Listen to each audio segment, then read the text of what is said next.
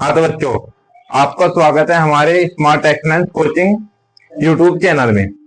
हम आपको कल पढ़ा रहे थे द्विघात बहुपद। द्विघात बहुपद में हमने बताया था आपको कि बहुपद क्या होता है, द्विघात बहुपद क्या होता है, जो हमारे लेक्चर नंबर 1 में डाला हुआ है। आज हम बताएंगे कि द्विघात बहुपद बनता कैसे है। बनता कैसे है? एक ग्राफ होता है, ये ग्राफ होता है। इसमें क्या होता है, कोई इक्वेशन होती है, वो अगर जैसे इक्वेशन इसे एक्स अक्ष को जितनी बार काटेगी, जैसे इसने देखो यहां काटा है एक, एक ये दो, कितनी बार? 2 बार काटा है। तो इसके इसके जो शून्यंक होंगे, शून्यंक उसके 2 होंगे। यानी एक्स अक्ष को जितनी बार ये काटेगा, समीकरण जितनी बार काटेगा उतने इसके अक्ष होंगे, मतलब उतने इसके शून्यंक होंगे। जैसे 2 बार काटा, अब कोई इक्वेशन हुई, ये काटा, देखो इसने क्या बार काटा? 1 2 3 4, 1 2 3 4। तो इसके शून्यंक कितने होंगे? इसके शून्यंक होंगे 4। इसके शून्यंक 4 होंगे, इसके शून्यंक 2 होंगे। यानी कि हम देखेंगे केवल इक्वेशन ने एक्स अक्ष को कितनी बार काटा, जितनी बार काटेगा उतने उसके शून्यंक होंगे। लेकिन ये हमारे सिलेबस का नहीं है, हमारे सिलेबस है केवल द्विघात बहुपद। तो हमारे में आएंगे केवल द्विघात बहुपद, ठीक है ना। तो हम पढ़ने ही वाले हैं बस द्विघात बहुपद, ठीक है। अब इसमें इसमें भी क्या होता है, इसमें समीकरण लिखो द्विघात बहुपद की। द्विघात बहुपद क्या होता है? ए एक्स स्क्वायर जमा बी एक्स जमा सी। इसमें क्या होता है, शून्यंक और गुणांकों के बीच कुछ संबंध होता है। वो क्या संबंध होता है हम बताते हैं। अगर हमने माना द्विघात बहुपद, द्विघात बहुपद के शून्यंक कोई अल्फा व बीटा है, अल्फा या बीटा है, तो शून्यंक व गुणांक गुणांकों के बीच संबंध, वो संबंध क्या होते हैं? 2 होते हैं। क्या होते हैं?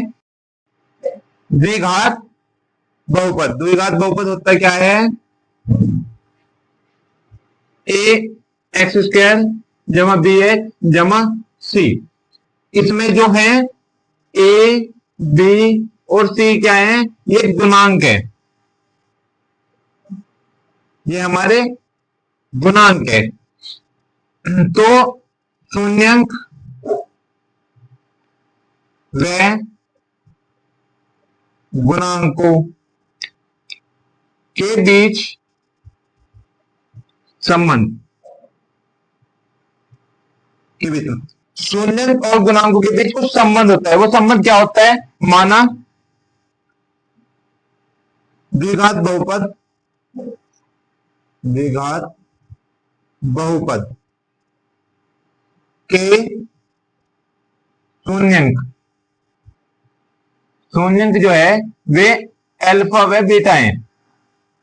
इसके शून्यंक अल्फा व बीटा है और गुणांक है ए बी सी। तो इनके बीच कुछ संबंध होता है, alpha plus beta. Alpha plus beta होता है माइनस बी अपॉन ए, और एक होता है alpha into beta. Alpha into beta होता है सी अपॉन ए। ये इसके शून्यंक और गुणांकों के बीच संबंध होता है। जैसे कुछ उदाहरण लेंगे हम।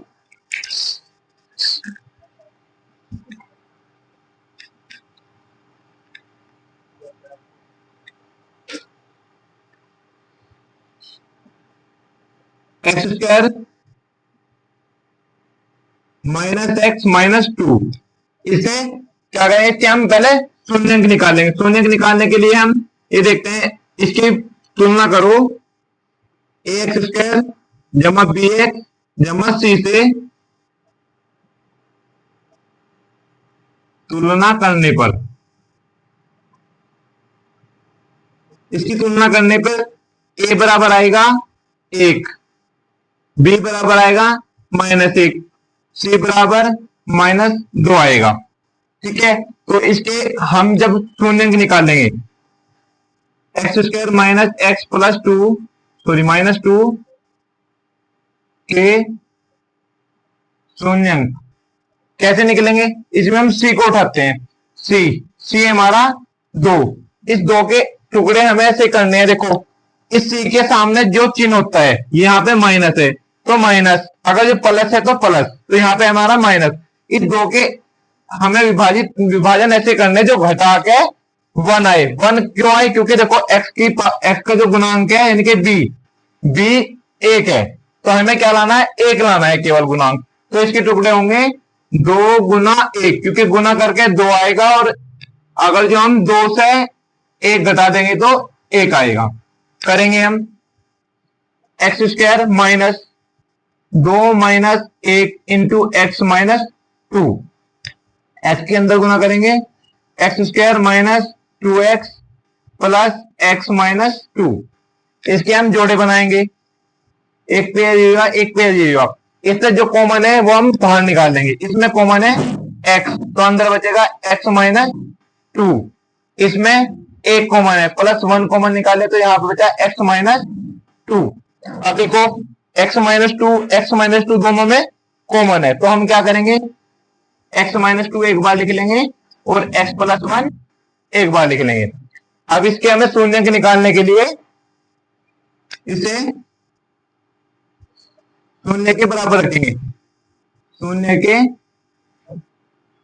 बराबर रखने पर कैसे रखेंगे, x माइनस 2 बराबर 0, तो x बराबर आया 2, एक तो ये आया हमारा, एक ये था x प्लस 1 बराबर 0, तो x बराबर आया -1। देखो मैंने बताया था कि ग्राफ में बताया था जब कि द्विघात बहुपद जो होता है वो हमारे ग्राफ को 2 बार काटता है। क्या है, ग्राफ को 2 बार काटता है, तो उसके 2 ही शून्यंक होते हैं। देखो इस इक्वेशन ने कहीं हमारे ग्राफ को 2 बार काटा होगा, तो इसके क्या है, शून्यंक 2 है। देखो x बराबर 2, एक x बराबर -1। अब इनके हम शून्यंक और गुणांकों के बीच संबंध स्थापित करेंगे। यहाँ पे अल्फा बराबर आया है 2 और बीटा बराबर आया है -1। ठीक है, तो हम लेंगे और एबीसी यही है हमारी, अल्फा प्लस बीटा बराबर -b/a। अल्फा क्या है 2, बीटा क्या है हमारा -1 बराबर b कितना है -1। देखो एक माइनस तो ये है और एक माइनस बी के साथ है, बटे ए एक है तो कुछ नहीं है, 2 में से गया 1 बराबर माइनस माइनस प्लस 1, ये सही हो गया हमारा। एक और है अल्फा इंटू बीटा बराबर c/a। अल्फा का मान है हमारा 2 इंटू बीटा है -1 बराबर सी है हमारा -2, ए है हमारा 1, तो हो जाएगा -2 बराबर -2। ये हमारे दोनों संबंध स्थापित हुए, ये हो गया। ठीक है, ये रुको, तो मुझे लगा होगा बच्चों आपके ये समझ में आया होगा। अगर जो आपको वीडियो अच्छी लगे तो लाइक करो, शेयर करो और कमेंट करो। और अगर जो कुछ समझ में नहीं आया तो आप कमेंट में बताएं, मैं उसका आपको आंसर दे दूंगा।